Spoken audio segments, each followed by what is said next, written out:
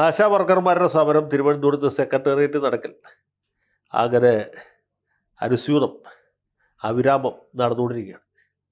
അവരുടെ ഒരാവശ്യവും അംഗീകരിക്കുകയില്ല എന്ന് സർക്കാർ ഊന്നിയും തുഴഞ്ഞും പറഞ്ഞിട്ടുണ്ട്.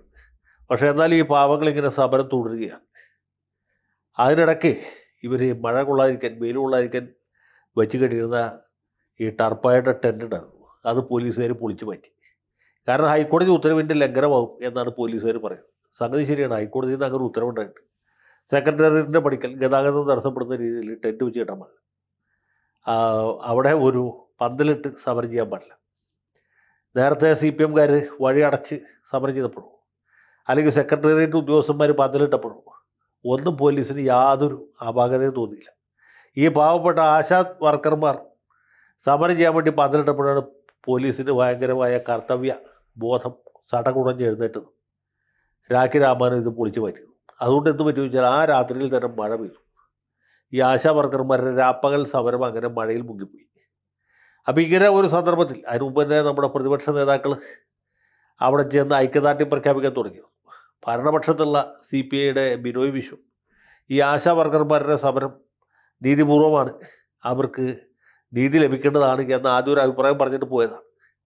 പിന്നീട് C. ദിവാകരൻ സമരപ്പന്തൽ സന്ദർശിച്ചു എന്ന് മാത്രമല്ല, മുഖ്യമന്ത്രി വിചാരിച്ചാൽ 5 മിനിറ്റ് തീർക്കാവുന്ന പ്രശ്നമേ ഉള്ളൂ എന്ന് പറഞ്ഞു. പിന്നെ K. മുരളീധരൻ, അതുപോലെ VD സതീശൻ, ഇങ്ങനെ പല ആളുകളും അവിടെ ചെന്നു. പിന്നെ മുൻ മന്ത്രി V. മുരളീധരൻ അവിടെ പോയി. ഇവരൊക്കെ ആശാ വർക്കർമാരുടെ സമരത്തിൽ നിന്ന് എന്തെങ്കിലും രാഷ്ട്രീയ നേട്ടം ഉണ്ടാക്കാൻ ആഗ്രഹിച്ചു പോയവരാണ് എന്നറിയാവുന്നതുകൊണ്ട് ആശാ വർക്കർമാരും അത്ര വലിയ പ്രാധാന്യം ഇതിന് കൊടുത്തില്ല. അങ്ങനെ ഇരിക്കുമ്പോഴാണ് സുപ്രസിദ്ധ സിനിമാ നടൻ നിലവിൽ കേന്ദ്രമന്ത്രിയുമായ സുരേഷ് ഗോപി ഈ സമരപ്പന്തൽ സന്ദർശിക്കുന്നത്. അപ്പോൾ ഇവർക്ക് ഒരു വലിയ പ്രതീക്ഷ ഉണ്ടായി. ഇദ്ദേഹം സിനിമാ നടനായിട്ട് മാത്രമല്ല, കേന്ദ്രമന്ത്രിയാണല്ലോ, ഡൽഹിയിൽ പോയിട്ട് എന്തെങ്കിലും ചെയ്യും എന്ന് പ്രതീക്ഷിച്ചു. ആ രാത്രിയിലാണ് വീണ്ടും മഴ പെയ്തത്. മഴ പെയ്തപ്പോൾ സുരേഷ് ഗോപി ഒരു കുടയും പിടിച്ച് അവിടെ പോയി. അപ്പോൾ ആശാ വർക്കർമാർ മഴ കൊണ്ട് സമരം ചെയ്യുക.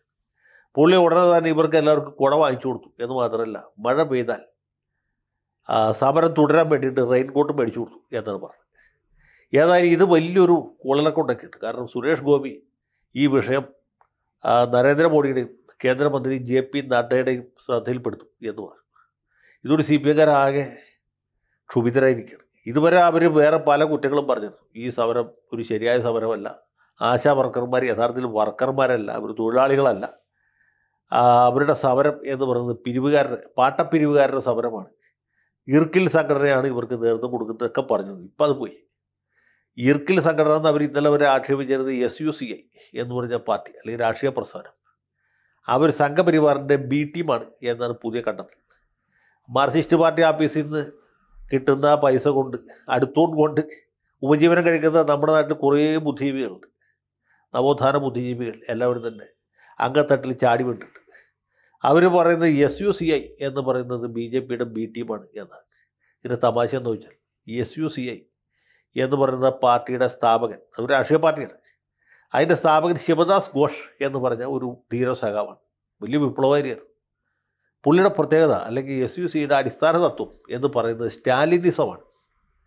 ഈ CPI-കാരും RSP-കാരൊക്കെ സ്റ്റാലിനെ പണ്ടേ കൈയൊഴി, മാർക്സിസം ലെനിനിസം മാത്രം അംഗീകരിച്ചു. സ്റ്റാലിനെ CPM-കാർ പൂർണ്ണമായിട്ട് ഒഴിവാക്കിയിട്ടില്ല. വല്ല സമ്മേളനമൊക്കെ വരുമ്പോൾ അദ്ദേഹത്തിൻ്റെ പടം വരച്ചു ഭിത്തിമൽ. പക്ഷേ അവർ സ്റ്റാലിൻ ഒരു മഹാനായിരുന്നു എന്ന് അങ്ങനെ പറയാറില്ല. കാരണം ഇപ്പോഴത്തെ കാലത്ത് അത് ചിലവാകുന്നൊരു സാധനമുള്ളൂ എന്ന് വിചാരിച്ച്. പക്ഷേ SUCI-കാരങ്ങനെയല്ല, അവർ എല്ലാ വർഷവും സ്റ്റാലിൻ്റെ ജന്മദിനവും ചരമദിനവും ഒക്കെ വലിയ ആഘോഷമായിട്ട് ആർഭാടമായിട്ട് ആചരിക്കുന്നവരാണ്. ആ വിഭാഗത്തിൽപ്പെട്ട ആളുകളാണ് ഇപ്പോൾ സംഘപരിവാറിൻ്റെ B ടീമായിട്ട് നമ്മുടെ CPM-നെ പൃഷ്ഠം താക്കുന്ന ബുദ്ധിജീവികൾ അവതരിപ്പിക്കൊണ്ടിരിക്കുന്നത്. ഒന്ന് ആലോചിച്ചു, സഖാവ് സ്റ്റാലിൻ ഇവിടെ സംഘപരിവാറുകാരനായിട്ട് ദണ്ഡ പിടിച്ച് ശാഖയിൽ പോകുന്ന രംഗം നിങ്ങളൊന്ന് ആലോചിച്ചു.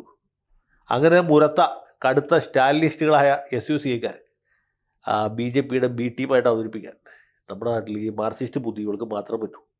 ഈ ആശാ വർക്കർമാരുടെ ന്യായമായ ആവശ്യങ്ങൾ അംഗീകരിക്കുക, അങ്ങനെ ഈ പ്രശ്നം തീർക്കുക, അത് ചെയ്യില്ല. അതിന് പകരം കേന്ദ്രത്തിൽ നിന്ന് പൈസ കിട്ടിയില്ല, കേന്ദ്രം തരാത്തതുകൊണ്ട് ഇവർക്ക് പൈസ കൊടുക്കാൻ പറ്റുന്നില്ല. കേന്ദ്രം തന്നിട്ടാണല്ലോ ഇവിടെ ബാക്കി എല്ലാ ചിലവുകളും നടക്കുന്നത്. ഒന്ന് ആലോചിച്ച് നോക്കി. മന്ത്രിമാരുടെ ധൂർത്തും ആർഭാടവും, PSC മെമ്പർമാരുടെ ശമ്പളവും, ഹൈക്കോടതിയിലെ ഗവൺമെൻറ് പ്ലീഡർമാരുടെ ശമ്പള വർധനവും ഒക്കെ കൊടുക്കുന്നത് കേന്ദ്രത്തിൽ നിന്ന് കിട്ടിയിട്ടാണ്. ബാക്കി ഒന്നിനും പൈസ ഇല്ല. ഈ കാര്യങ്ങൾക്ക് മാത്രം പൈസ ഉണ്ട്. അതാണ് നമ്മുടെ സർക്കാരിൻ്റെ ഒരു സാമ്പത്തിക നയം. മന്ത്രി ബാലഗോപാൽ പറഞ്ഞത് ഇവിടെ വിഷം മേടിക്കാൻ കാശില്ല എന്നാണ്. പക്ഷേ സർക്കാരിൻ്റെ ധൂർത്തിന്, ആർഭാടത്തിന്, അനാമത്ത് ചെലവുകൾക്ക് വല്ല ക്ഷാമമുണ്ടോ, വല്ല കുറവ് സംഭവിക്കുന്നുണ്ടോ? ഇല്ല. എല്ലാം ഭംഗിയായിട്ട് നടക്കുന്നുണ്ട്. അപ്പോൾ ഇനി ഇവരെ മുഴുവൻ സംഖ്യകളാക്കിക്കൊണ്ട് നേരത്തെ നമ്മൾ മറിയക്കുട്ടിയുടെ കാര്യത്തിൽ ചെയ്ത പോലെ അടിമാലിയിൽ പിച്ചച്ചട്ടി എടുത്ത മറിയക്കുട്ടി ഓർമ്മയില്ലേ? മറിയക്കുട്ടി സംഘപരിവാറുകാരിയാണ് എന്ന് പ്രചരിപ്പിച്ചു. പക്ഷേ ഫലവത്തായില്ല. ഇനി ആശാ വർക്കർമാർ മുഴുവൻ സംഘടികളാണ്, ചാണക സംഖ്യകളാണ് എന്നൊക്കെ പറയാം. ഇതുപോലെ തന്നെയാണ് നമ്മൾ കരുവന്നൂർ ബാങ്കിൻ്റെ കാര്യത്തിൽ ചെയ്തത്. കരുവന്നൂർ ബാങ്ക് മുക്കി കോടിക്കണക്കിന് രൂപ കട്ട ആളുകളെ സംരക്ഷിച്ചു എന്ന് മാത്രമല്ല, അവിടെ കേസെടുക്കാൻ എൻഫോഴ്സ്മെൻറ്റുകാർ വന്നപ്പോൾ കേരളത്തിലെ സഹകരണ മേഖലയെ തകർക്കാനുള്ള കേന്ദ്ര ഏജൻസികളുടെ ശ്രമത്തിനെതിരെ തൃശ്ശൂർ പട്ടണത്തിൽ വലിയ വലിയ പ്രതിഷേധ സമ്മേളനങ്ങൾ നടത്തിയതാണ്. അന്ന് ഈ സുരേഷ് ഗോപി എന്ന് പറഞ്ഞ മനുഷ്യനാണ് കരുവന്നൂരിൽ നിന്ന് തൃശ്ശൂർക്ക് പദയാത്ര നടത്തിയത്. അന്ന് അദ്ദേഹത്തെ ഇവരൊക്കെ പുച്ഛിച്ചു.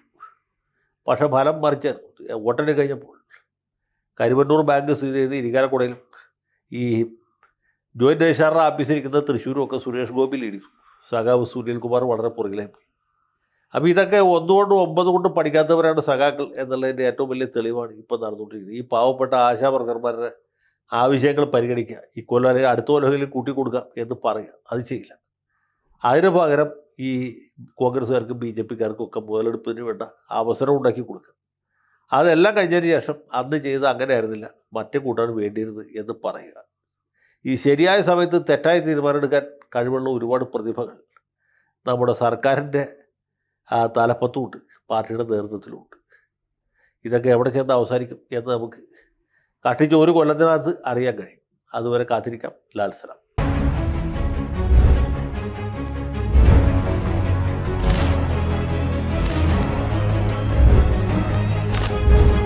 കൂടുതൽ വാർത്തകളും വിശേഷങ്ങളും നിങ്ങളിലേക്ക് എത്താൻ ABC മലയാളം സബ്സ്ക്രൈബ് ചെയ്യുക, ബെൽ ബട്ടണും അമർത്തുക.